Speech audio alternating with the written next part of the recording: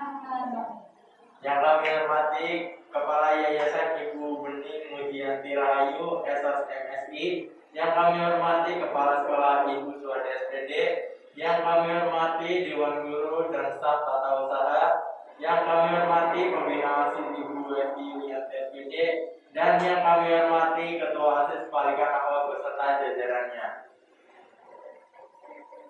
Marilah kita panjatkan puji serta syukur kehadirat Allah Subhanahu wa Ta'ala yang telah memberi kita nikmat sehingga kita bisa berkumpul dalam acara masa pengenalan lingkungan sekolah SMK TIPML tahun ajaran 2021-2022 secara virtual. Marilah kita buka acara ini dengan membaca basmalah bersama-sama. Bismillahirrahmanirrahim. Langsung saja kita ke acara yang pertama, yaitu pengarahan jurusan. Assalamualaikum warahmatullahi taala wabarakatuh. Kali ini saya akan menjelaskan tentang apa yang dimaksud dengan jurusan Teknik Komputer dan Jaringan. Teknik Komputer dan Jaringan adalah suatu ilmu yang mempelajari tentang komputer dan segalanya tentang jaringan. Walaupun di dalam jurusan Teknik Komputer dan Jaringan ini kita juga mempelajari tentang membuat program, membuat aplikasi, dan lain-lain. Jurusan TKJ sangat dibutuhkan pada saat ini karena semua perusahaan-perusahaan menggunakan teknologi. Jadi anak-anak TKJ itu sangat dibutuhkan di perusahaan-perusahaan. Walaupun jenis bidang usahanya tidak ada hubungannya dengan teknologi, tapi anak TKJ selalu dibutuhkan di tempat tersebut. Yang kita pelajari adalah bagaimana kita membuat sistem jaringan yang profesional yang sangat mendukung kinerja dalam suatu perusahaan. Jadi anak-anak TKJ itu diharapkan nanti akan bisa membuat infrastruktur jaringan yang profesional dengan menggunakan alat-alat yang canggih gitu. Dan kita melibatkan vendor-vendor yang terkemuka pada saat ini seperti Mikrotik adalah jenis vendor yang mengglobal, artinya monopoli sistem jaringan internasional khususnya di bidang komputer. Ada juga Cisco. Nanti yang kita pelajari adalah Mikrotik dan Cisco supaya kalian itu bisa bekerja sesuai dengan mata bidang ilmunya. TKJ sangat dibutuhkan, maka itu diharapkan anak-anak sekalian dapat fokus, konsentrasi. Karena banyak lowongan-lowongan yang di bidang ilmu TKJ. Makanya belajar dengan baik. Yang kita pelajari banyak di situ jaringan-jaringan berbasis kabel maupun yang tidak berbasis kabel. Apalagi sekarang kita menggunakan teknologi fiber optik. Nah, itulah yang kita pelajari di bidang TKJ.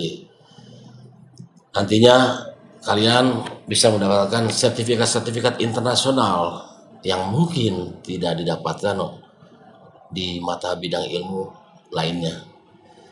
Khusus jurusan TKJ, kenapa saya bilang sangat eksklusif? Karena kita akan mendapatkan sertifikat internasional dari Latvia, negara Latvia di Eropa Utara, dan Cisco dari USA. Setelah kita mendapatkan sertifikat itu, baru kita melamar kerja, dan hasilnya itu kebanyakan 98% diterima sesuai dengan mata bidang ilmunya. Nanti jabatan-jabatan itu kalian bisa menempatkan posisi-posisi sebagai NE, Network Engineering, atau serendah-rendahnya jabatan sebagai IT Support. TKJ adalah ilmu yang sangat eksklusif karena tidak semua bisa dipelajari oleh orang-orang lain. Hanya anak SMK yang jurusan TKJ yang bisa memahami teknologi tentang jaringan. Makanya fokus belajar sungguh-sungguh itu kuncinya. Nanti ketika kita kerja, kita harus bekerja sesuai dengan jurusannya, karena banyak lowongan kerjanya yang dibutuhkan di banyak perusahaan kecil maupun perusahaan besar. Jadi ilmu TKJ itu sangat banyak, mudah, dan bisa dipelajari. Yang penting fokus dan konsentrasi. Yang kita pelajari di ilmu TKJ adalah cara membuat jaringan nirkabel maupun jaringan kabel. Juga kita mempelajari bagaimana membuat aplikasi Android yang dihubungkan dengan jaringan. Semua perusahaan pasti menggunakan sistem jaringan. Nah, anak-anak SMK jurusan TKJ itulah yang nantinya cikal bakalnya menjadi seorang network engineering. Dengan mendapatkan sertifikat internasional, kalian bisa bersaing dengan masyarakat yang punya gelar S1. Jadi jangan takut, ambil jurusan TKJ, lalu konsentrasi, nanti kerjanya sesuai dengan bidang yang kita pelajari. Itu saja yang bisa saya sampaikan. Mudah-mudahan kalian tetap bersemangat, fokus, terus belajar, dan jangan putus asa. Wabillahi taufiq wal hidayah. Assalamualaikum warahmatullahi wabarakatuh. Jurusan yang kedua yaitu multimedia yang akan disampaikan oleh Pak Faisal. Kepadanya kami persilahkan. Assalamualaikum warahmatullahi wabarakatuh. Saya Faisal Fahmi Al-Hasani, guru bidang studi multimedia. Jadi di sini saya akan menjelaskan tentang apa sih multimedia itu. Kenapa di sini dijelaskan tentang apa sih multimedia, apa sih TKJ? Tujuannya adalah agar kalian para siswa-siswi dapat memilih jurusan dengan benar gitu ya. Jadi tidak memilih jurusan, tidak mengambil jurusan cuma karena ikut-ikutan teman, tapi tidak mengetahui apa itu jurusannya, jurusan itu mempelajari apa, dan untungnya apa saya masuk jurusan itu. Nah, jadi kalau jurusan multimedia itu adalah jurusan bidang keahlian yang mempelajari khusus tentang kemediaan, baik media visual, audio, ataupun audio visual. Jadi kita mempelajari, membahas tentang dunia kemediaan, baik itu dunia media digital ataupun media yang lainnya. Jadi kalau di bidang pelajaran nanti kita akan lebih memfokuskan tentang mengenal jenis-jenis media, terus alat-alat media. Kalau kita belajar, nanti kita akan belajar cara bagaimana mengolah media, membuat sebuah desain media, desain visual, desain audio visual, dan segala macamnya. Itu kita akan pelajari nanti. Jadi kita akan mempelajari juga teknik fotografi, teknik videografi. Pokoknya kita akan mempelajari semua pelajaran yang bersangkutan dengan dunia kemediaan. Terus untungnya apa? Kita mengambil jurusan bidang keahlian multimedia. Kita tahu bahwa saat ini sekarang semua kehidupan itu tidak pernah lepas dari yang namanya media. Kita kemana-mana, kita mengabadikan sebuah momen, kita upload menggunakan sebuah media. Ada media sosial, cara menangkap gambarnya, media visual, fotografi, lalu kita upload ke dalam media sosial. Nah, jadi seluruh lingkup kita berhubungan dengan media. Jadi kita akan memiliki keuntungan bagaimana kita dapat mengolah sebuah media. Terus juga, untungnya apalagi buat saya, nah, kalau kita bisa menggunakan, mempelajari, membuat sebuah media, terutama desain, fotografi, videografi, tentunya akan banyak sekali lowongan pekerjaan untuk kawan-kawan. Walaupun kawan-kawan tidak mendapatkan pekerjaan misalkan ya dari lowongan, dari kemampuan kalian, kawan-kawan bisa membuat sebuah startup sendiri, sebuah perusahaan kecil sendiri. Contohnya membuat jasa fotografi, videografi, desain, atau jasa fotografi, videografi, wedding, pernikahan dan segala macamnya. Pokoknya kalau kita memiliki skill atau kemampuan di dunia kemediaan, tentu tidak akan pernah merugikan. Karena banyak sekali ya, apalagi zaman sekarang, pemanfaatan sebuah media itu dapat memberikan keuntungan yang sangat besar. Contohnya Facebook, Instagram, terus YouTube, itu adalah media yang dapat dikomersilkan. Teman-teman dapat mendapatkan keuntungan di media-media tersebut. Jadi kalau teman-teman memiliki keahlian di bidang kemediaan, teman-teman akan memiliki cara untuk menghasilkan di bidang media.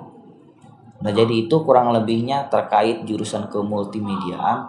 Jadi kalau teman-teman memiliki passion di dunia fotografi, memiliki kesenangan, kegemaran di dunia editing video, editing audio dan segala macam, jurusan yang tepat untuk teman-teman adalah multimedia. Dan nantinya kita akan bekerja sama sebagai siswa dan juga pengajar. Saya di sini sebagai pengajar. Kita akan bekerja sama membuat sebuah proyek-proyek tentang kemediaan. Nah, mungkin itu saja yang dapat saya sampaikan. Kurang lebihnya mohon maaf. Assalamualaikum warahmatullahi wabarakatuh. Bismillahirrahmanirrahim. Assalamualaikum warahmatullahi wabarakatuh. Alhamdulillahirrabbilalamin. Wabihi nasta'in wa ala umurina wadin. Wassalatu wassalamu ala asrafil anbiya'i wa mursalin wa ala alihi wa sahbihi ajmain amma ba'du. Pertama-tama marilah kita panjatkan puja-puji serta syukur kita kepada Allah Subhanahu wa taala yang telah memberikan kita begitu banyak nikmat sehingga kita bisa menyaksikan atau mengadakan video ini. Salawat serta salam marilah kita sanjungkan kepada Nabi besar Muhammad sallallahu alaihi wasallam yang telah membimbing kita dari zaman kegelapan menjadi zaman terang benderang seperti sekarang ini. Baik, Ibu di sini ingin menjelaskan tentang tata tertib yang ada di SMK TI YPML. Oke, Ibu mulai dari pembelajaran pada saat pandemi ya. Jadi kalian harus menyimak. Jadi kalau kita di masa pandemi dan di masa bukan pandemi, tentu saja ada peraturan-peraturan yang berbeda. Oke, baik Ibu mulai dari peraturan-peraturan atau tata tertib di masa pandemi. Oke ya, simak baik-baik. Yang pertama, pelaksanaan praktek 50% dari jumlah siswa di satu kelas tersebut. Yang kedua, siswa menggunakan seragam bebas tapi sopan. Yang ketiga, rambut dirapihkan dan tidak panjang bagi peserta didik laki-laki. Yang keempat, sebelum masuk kelas, peserta didik harus dicek suhu dan mencuci tangan serta absensi oleh guru piket. Yang kelima, kalian harus sarapan atau konsumsi gizi seimbang. Yang keenam, memastikan diri dalam kondisi sehat dan tidak memiliki gejala seperti flu, pilek, batuk, sakit tenggorokan, atau sesak napas. Jika ada gejala tersebut, dilarang bersekolah atau dilarang masuk untuk ke sekolah. Ya. Yang ketujuh, yang memiliki riwayat perjalanan dari zona kuning, oranye, merah, dan hitam sebelum melakukan sosialisasi mandiri selama 14 hari dilarang berangkat ke sekolah. Yang kedelapan, yang memiliki kontak dengan pasien COVID-19 dan sebelum melakukan isolasi mandiri setelah 14 hari dilarang mengikuti pembelajaran praktek. Yang kesembilan, memastikan menggunakan masker. Yang kesepuluh, sebaiknya membawa cairan pembersih tangan, yaitu seperti hand sanitizer ya. Yang ke-11, wajib membawa perlengkapan pribadi meliputi alat belajar dan alat lainnya sehingga tidak perlu ada kegiatan pinjam-meminjam. Yang ke-12, siswa datang tepat waktu atau 20 menit sebelum pelajaran. Yang ke-13, peserta didik wajib langsung pulang, tidak berkerumun seusai praktek ya. Yang ke-14, menerapkan jaga jarak minimal 1,5 meter. Yang ke-15, dilarang yang tadi saya katakan pinjam meminjam pelaratan apapun itu. Yang ke-16, dilarang berpindah tempat duduk. Yang ke-17, guru selama praktek selalu menjaga protokol kesehatan. Yang ke-18, semua aturan tata tertib dilakukan dengan baik. Yang ke-19, peserta didik yang tidak mengikuti protokol kesehatan dilarang untuk mengikuti kegiatan pembelajaran. Yang ke-20, selalu ingat 3M, menjaga jarak, mencuci tangan, dan memakai masker. Itu adalah peraturan-peraturan yang kita lakukan ketika kita bertatap muka di masa pandemi COVID-19. Oke. Kalaupun ada peraturan-peraturan yang baku, baik di masa pandemi maupun di masa tidak pandemi, Ibu akan bacakan. Yang pertama, siswa-siswi dilarang keras merokok, membawa senjata tajam, senjata api, narkoba di lingkungan sekolah. Yang ke-12, siswa-siswi dilarang mengotori, merusak fasilitas sekolah. Yang ketiga, potong rambut siswa-siswi seharusnya laki-laki potong pendek ukuran 2-3 mm. Yang keempat, perempuan potong sebahu kalau yang tidak berjilbab. Bagi yang tidak berkerudung ya. Yang keenam, bagi siswa laki-laki dilarang memakai aksesoris seperti gelang, kalung, anting, dan sebagainya. Yang ketujuh, bagi siswa perempuan dilarang memakai make up dan aksesoris yang mencolok. Yang kedelapan, siswa-siswi dilarang meninggalkan sekolah tanpa izin guru. Ya, yang kesembilan, tidak diperkenakan makan dan minum di ruang kelas atau selama dalam kegiatan belajar mengajar. Yang ke-10, siswa-siswi yang melanggar tata tertib tersebut akan dikenakan sanksi sesuai ketentuan dan aturan yang berlaku di SMK Teknologi Informatika IPML. Baik, itu adalah tata tertib di sekolah SMK TIPML. Baik di masa pandemi maupun tidak masa pandemi. Mungkin itu saja dari Ibu. Ibu ucapkan selamat bergabung di SMK TI YPML. Semoga kalian menjadi siswa-siswi yang menaati peraturan, selalu berkreativitas tinggi. Sekian dari saya. Billahi taufiq wal hidayah. Wassalamualaikum warahmatullahi wabarakatuh. Baik, kita lanjut ke acara yang terakhir, yaitu pengenalan guru dan OSIS.